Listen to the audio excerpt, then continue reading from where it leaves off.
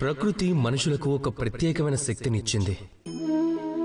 ఇతర జీవులలో ఆ శక్తి మనుషులకున్నంత ఉండదు. అదే జ్ఞాపక శక్తి. ఈ శక్తి మనుషులను ఇతర జీవుల కంటే భిన్నంగా మారుస్తుంది. చరిత్ర రాయటానికి ప్రేరణను కల్పిస్తుంది. జ్ఞానాన్ని తరతరాలు ముందుకు తీసుకువెళ్తుంది. ఇక ఎవరైతే మర్చిపోతారో వారు ఎక్కువ రూపంలో ఎగతాళికి ఇంకా దయకి పాత్రులవుతారు. అంటే ఏంటి? ఇదే పూర్తి నిజమా? కాదు. ఇదే జ్ఞాపక శక్తి మనిషి అభివృద్ధిలో అంతరాయానికి కూడా ఆటంకం అవుతుంది. తన మంచిని చెడు చేసేస్తుంది.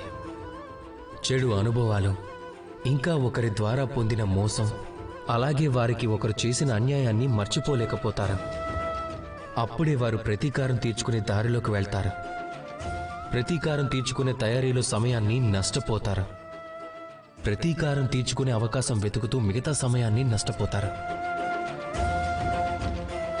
ఒకవేళ జీవితంలో సంతోషం పొందాలనుకున్నా, లేదా జీవితంలో ఆనందం పొందాలి అనుకున్నా, జ్ఞాపక శక్తిని సరిగ్గా ఉపయోగించుకోండి. మీ జ్ఞాపక శక్తిని కేంద్రీకరించండి మంచి పనులు చెయ్యటానికి, ఇంకా మంచి జ్ఞాపకాల్ని సంపాదించుకోవటానికి. అప్పుడు జీవితంలో సంతోషం వస్తుంది.